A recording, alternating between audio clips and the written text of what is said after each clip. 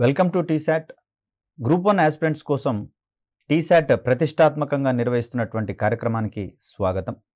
ఈ వీడియోలో మనము టెక్నాలజీ మిషన్స్లో భాగంగా అత్యంత కీలకమైనటువంటి అటల్ ఇన్నోవేషన్ మిషన్కి సంబంధించినటువంటి అంశాలను తెలుసుకునే ప్రయత్నం చేద్దాం.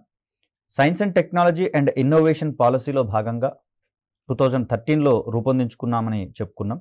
దీంట్లో ఇన్నోవేషన్స్ మీద ప్రధానంగా దృష్టి పెట్టడం జరిగింది. దీంట్లో భాగంగానే ఇంక్యుబేటర్స్ అనేటటువంటివి, హబ్బులు అనేటటువంటివి ఎక్కువగా మనకు ప్రాచుర్యంలోకి రావడం అనేది జరిగింది. అంకుర సంస్థలకు సంబంధించినటువంటి అంశాలు కూడా మనము ప్రధానంగా చర్చించుకుంటూనే ఉన్నాం ఇటీవల కాలంలో. మరి వీటికి సంబంధించినటువంటి ప్రాథమిక అంశాలను స్పృశించుకుంటూనే అటల్ ఇన్నోవేషన్ మిషన్కి సంబంధించినటువంటి లక్ష్యాలు కావచ్చు, దాని యొక్క విజన్ కావచ్చు, అదేవిధంగా ఈ మిషన్ అమలులో సాధించినటువంటి ప్రగతిని కావచ్చు ఇక్కడ తెలుసుకునేటటువంటి ప్రయత్నం చేద్దాం. ఇది ఒక అత్యంత కీలకమైనటువంటి క్వశ్చన్.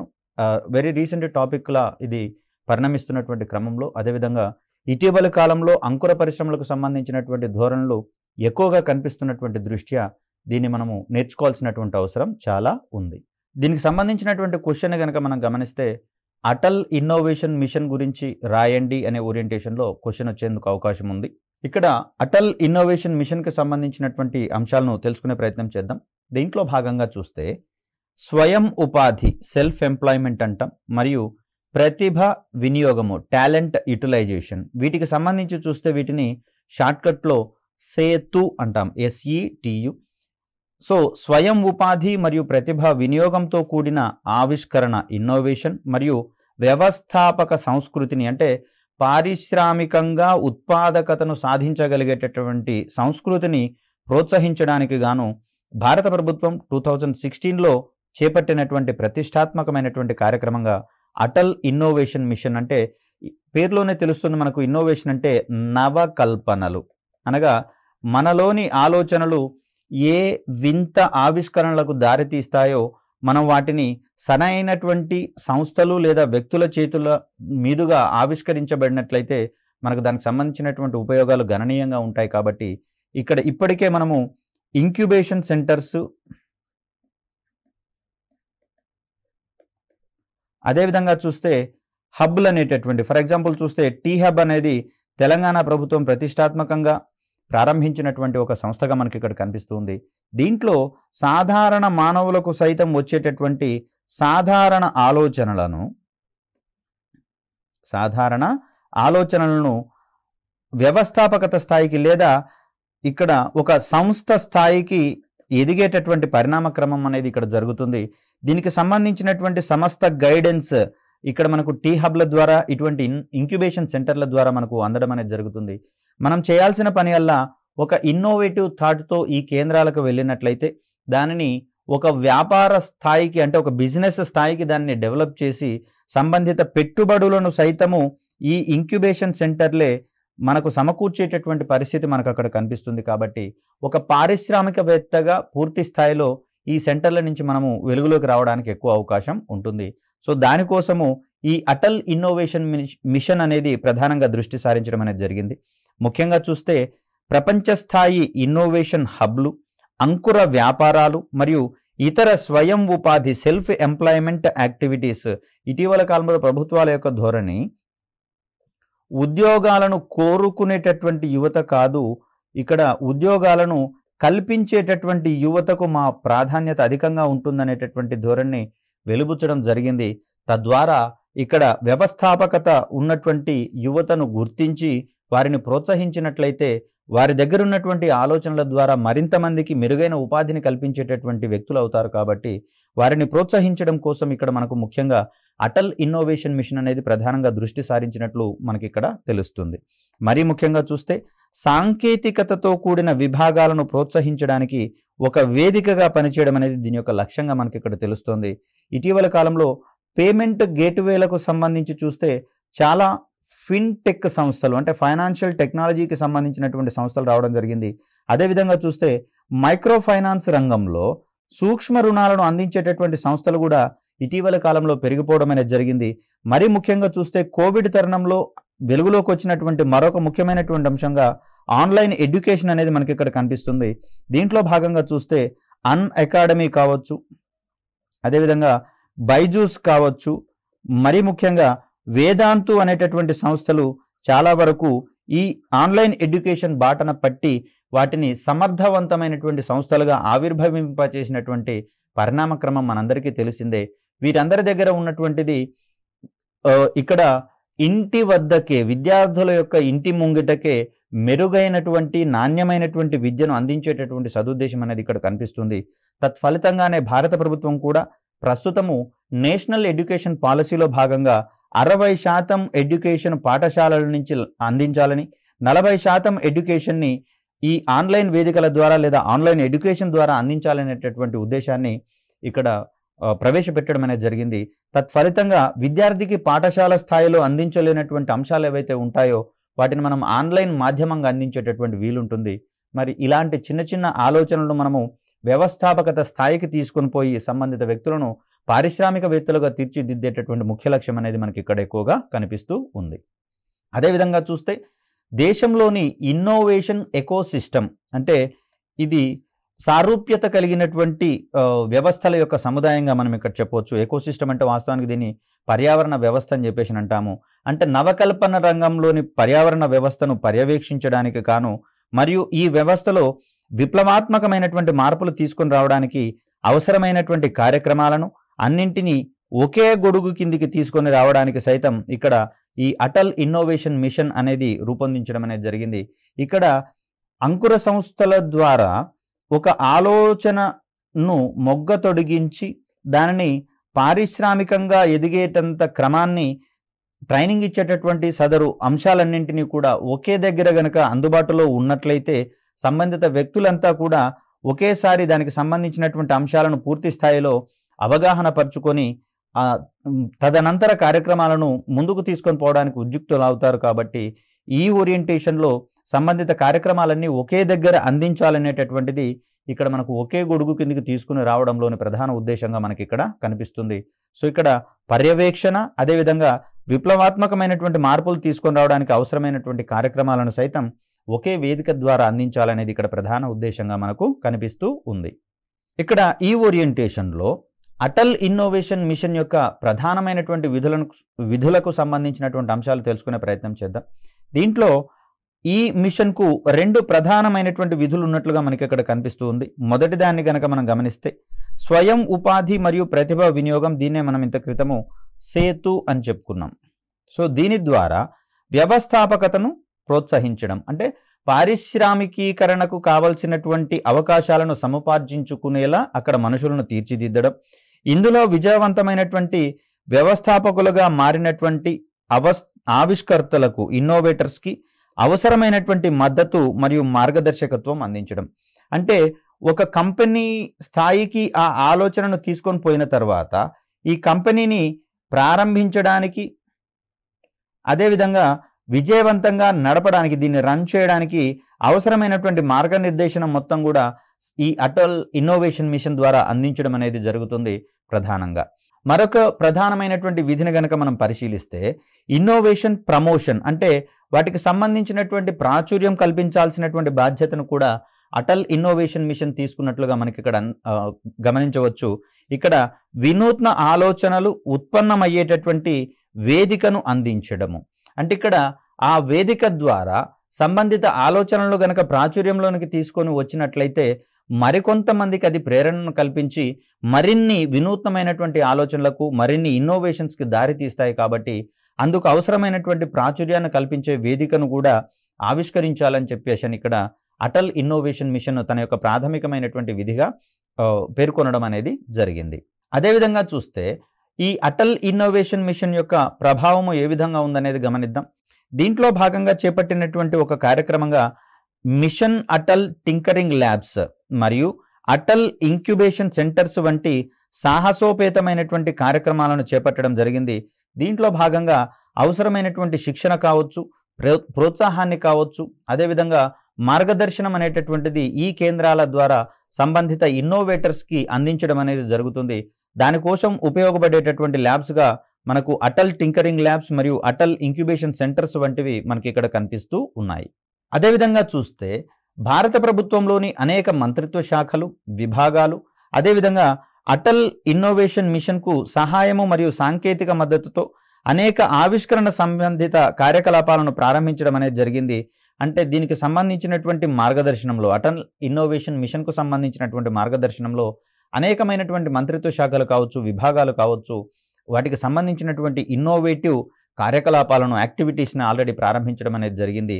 దీనితో పాటుగా ఈ అటల్ టింకరింగ్ ల్యాబ్స్ కార్యక్రమం కింద 2020 నాటికి 10,000 కంటే ఎక్కువ పాఠశాలలు ఈ ల్యాబ్లను ఏర్పాటు చేసుకోవాలని చెప్పేసి అని భావిస్తూ ఉన్నారు 2020 నాటికి.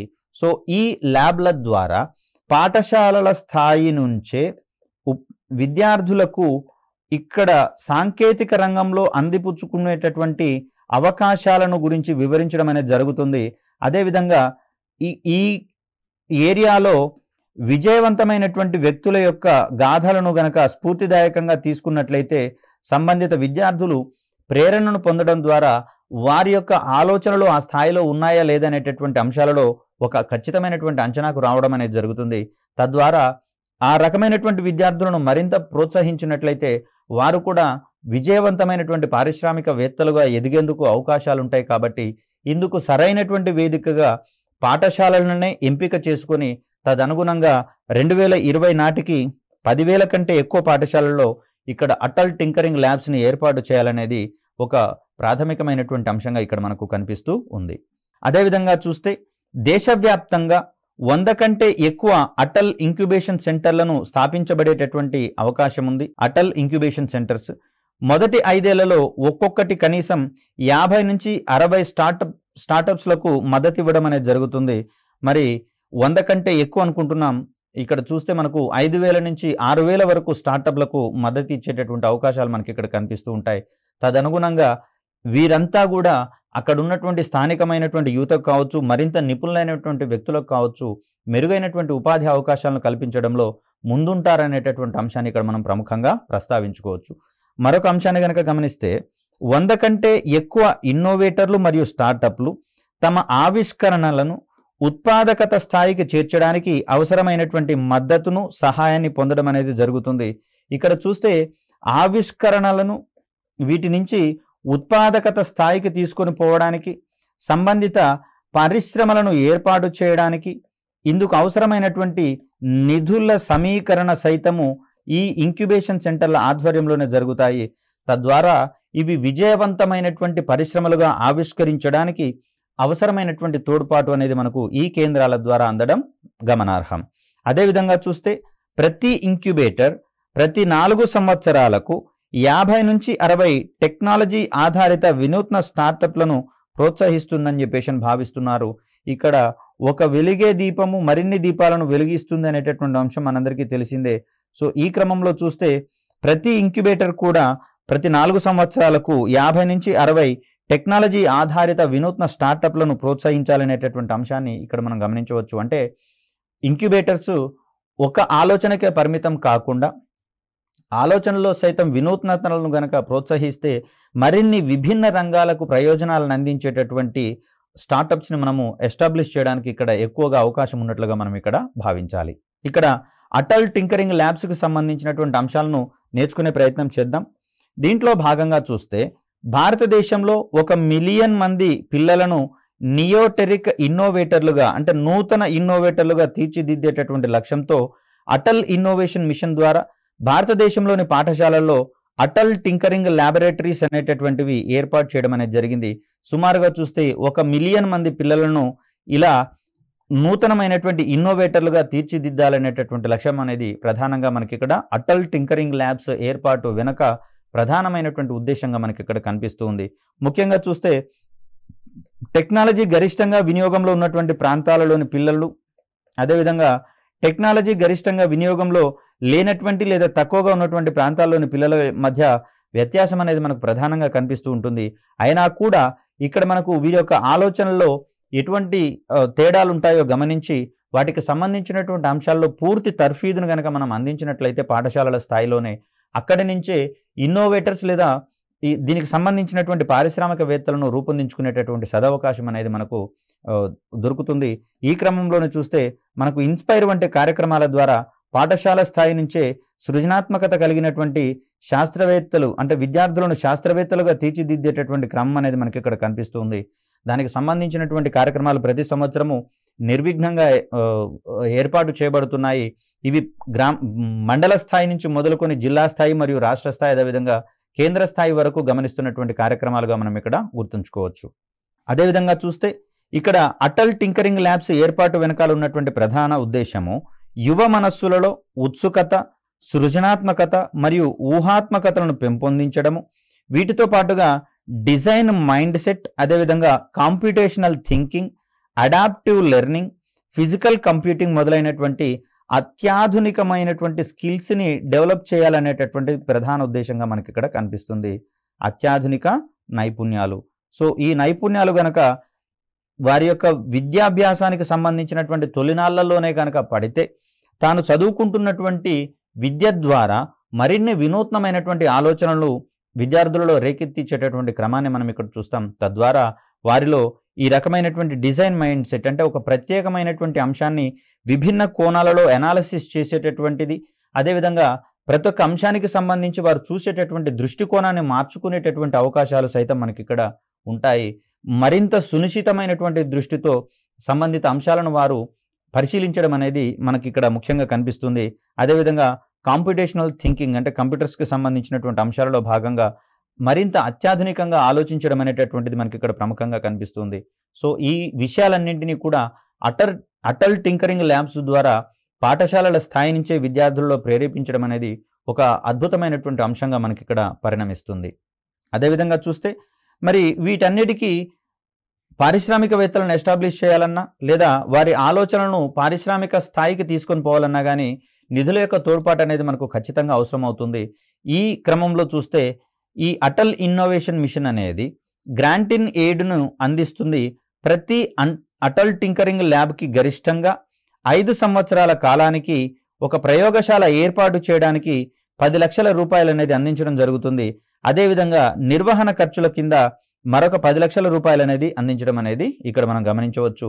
అంటే టింకరింగ్ ల్యాబ్స్ ఏర్పాటు చేయడంతో మాత్రమే ఆగిపోలేదు, దానికి సంబంధించినటువంటి నిధుల అందజేతను కూడా ఇది ప్రధానంగా తన భుజస్కంధాల మీదనే వేసుకోవడం జరిగింది.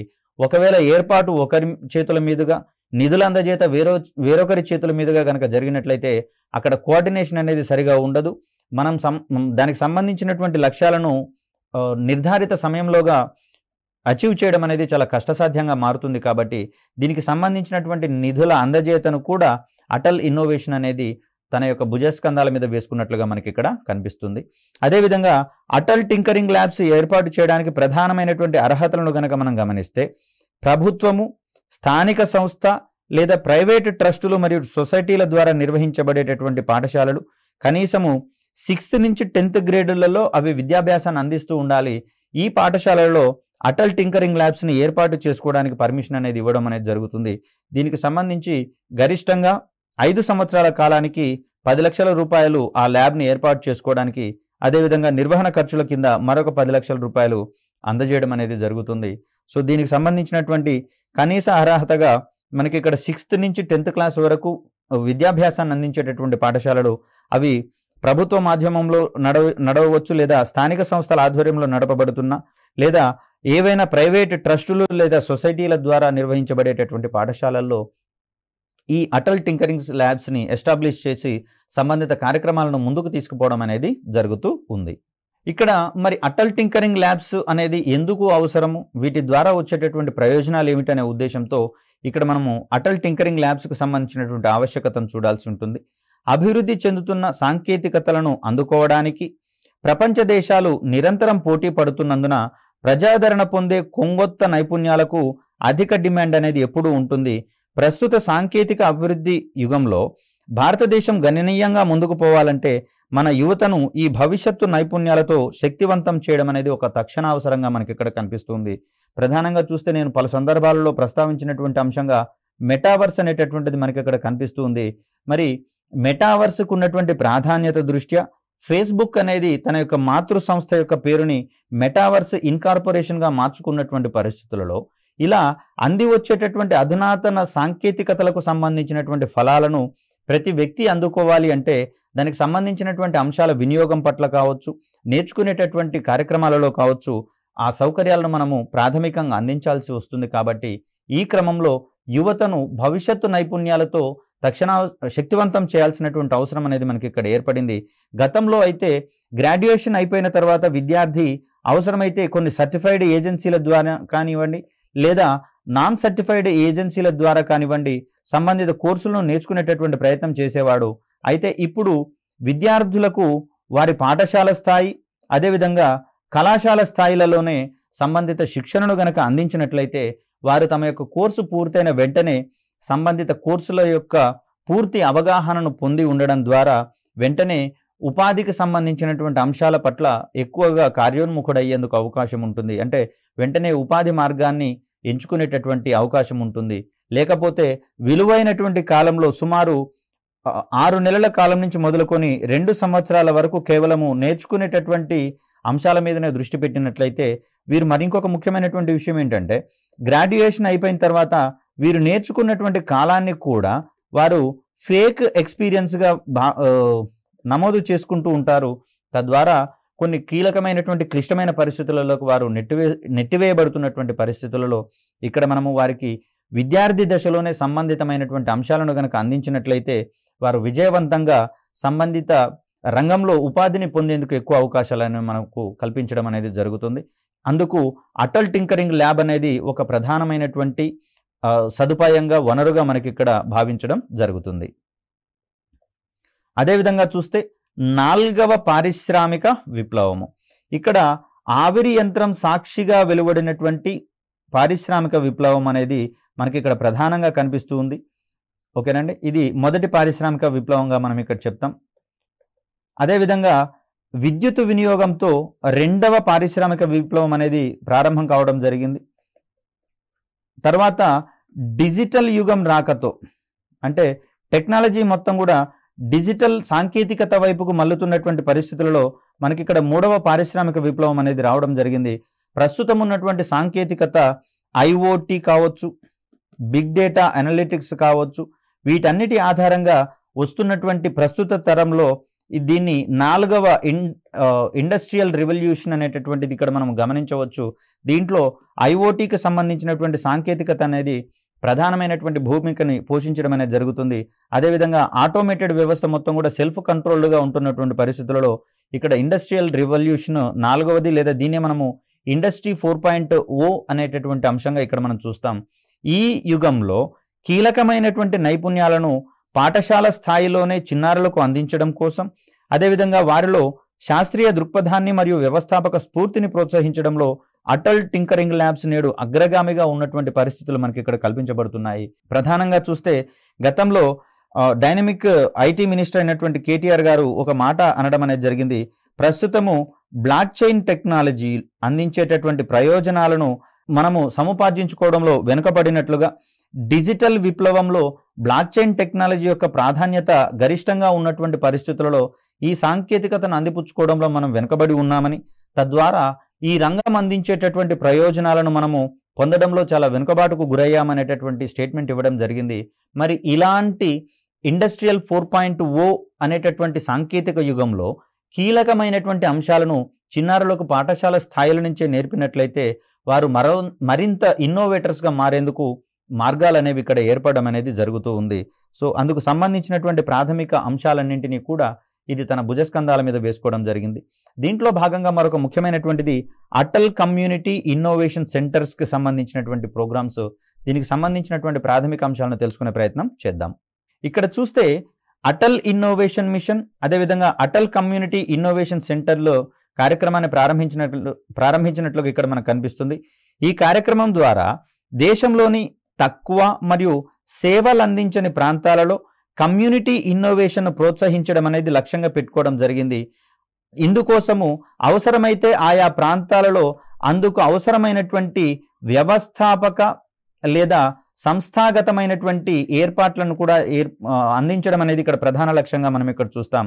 అదేవిధంగా ఆయా కమ్యూనిటీలలో ఉన్నటువంటి నాలెడ్జ్ బేస్ మరియు ప్రబలంగా ఉన్నటువంటి అధునాతన సాంకేతిక పర్యావరణ వ్యవస్థతో కూడిన మార్కెట్ బేస్ మధ్య ఏసీఐసి అనేటటువంటిది ఒక వారధిగా మనకి ఇక్కడ ఉపయోగపడుతుంది. అంటే సాంప్రదాయంగా చూస్తే ప్రాంతం ఏదైనా సరే అక్కడ కమ్యూనిటీ వారీగా గమనించినా, వారి వృత్తిపరమైనటువంటి అంశాలలో భావించినా కూడా అక్కడ కొంత నాలెడ్జ్ బేస్ అనేది ఉండడం అనేది జరుగుతుంది.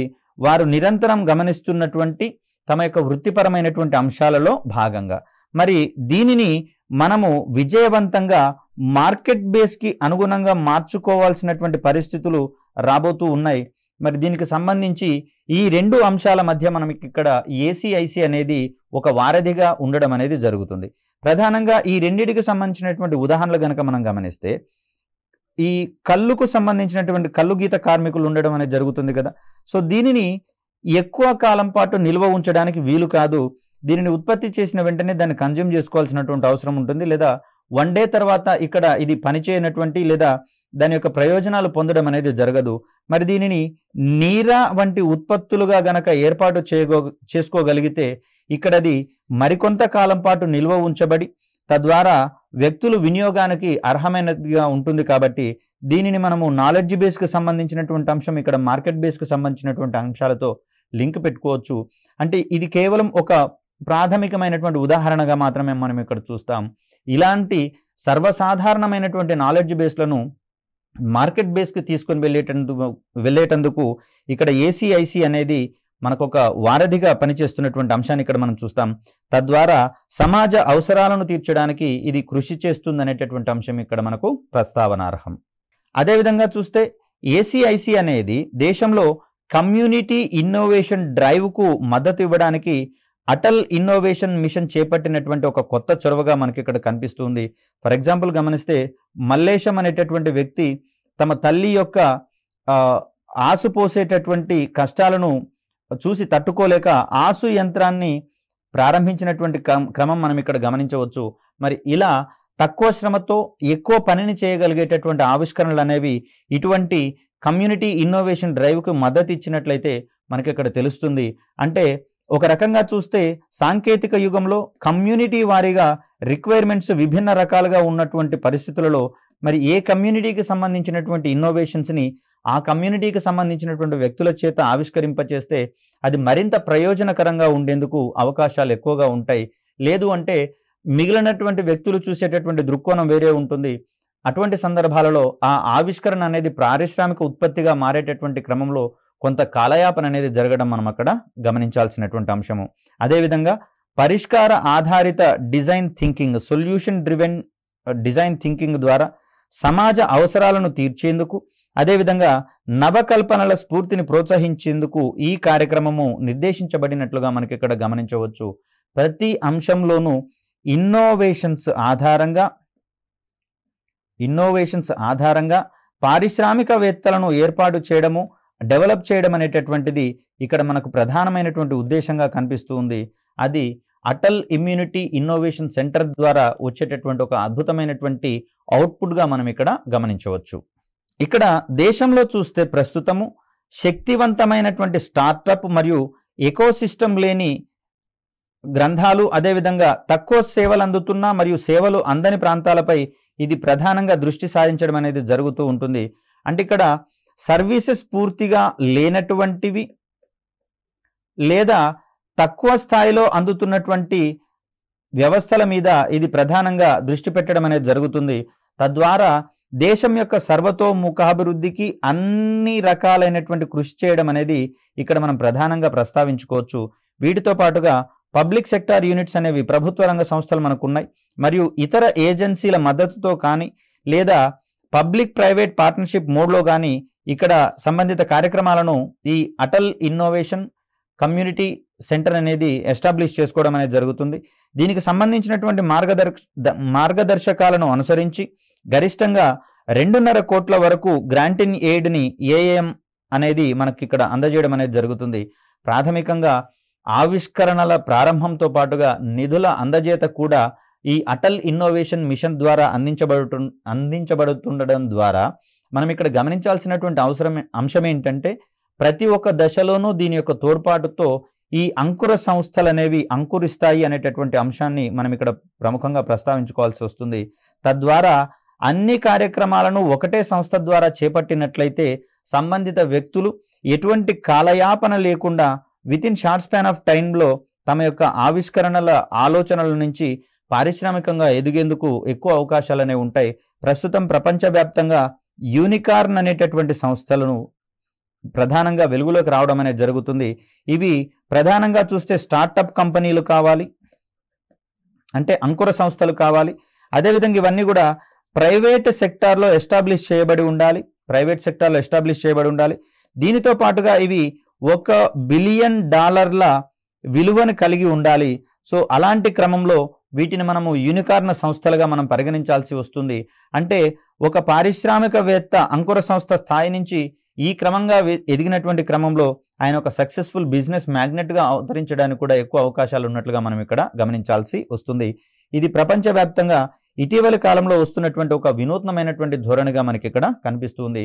ప్రధానంగా చూస్తే గ్రామీణ ప్రాంతాలలో కావచ్చు, అదేవిధంగా ఈ టెక్నాలజీకి సంబంధించినటువంటి ఫలాలు అందనటువంటి ప్రాంతాలలో కావచ్చు, అక్కడ ఉన్నటువంటి విద్యార్థి దశలో ఉన్నటువంటి బాలబాలికలను ఎంపిక చేసుకొని వారిలో ఇన్నోవేషన్స్ని అంకురింప చేయడం ద్వారా సంబంధిత ఆలోచనలను ఒక పారిశ్రామిక రంగానికి ఉపయోగపడేటటువంటి ఉత్పత్తులుగా మార్చేటటువంటి సదుద్దేశం అనేది మనకి ఇక్కడ అటల్ ఇన్నోవేషన్ మిషన్కు సంబంధించినటువంటి ప్రాథమిక లక్ష్యంగా మనకి ఇక్కడ కనిపిస్తుంది. ఇక్కడ ఆలోచనలను అంకురింప చేయడము, వాటిని పారిశ్రామికీకరణ చెందించడము, అదేవిధంగా దానికి సంబంధించినటువంటి గ్రాంట్ అండ్ ఎయిడ్స్ని సైతం సమకూర్చడం అనేది మనకి ఇక్కడ అటల్ ఇన్నోవేషన్ మిషన్ ద్వారా అందేటటువంటి ఒక అద్భుతమైనటువంటి సదవకాశంగా మనకి ఇక్కడ కనిపిస్తూ ఉంది.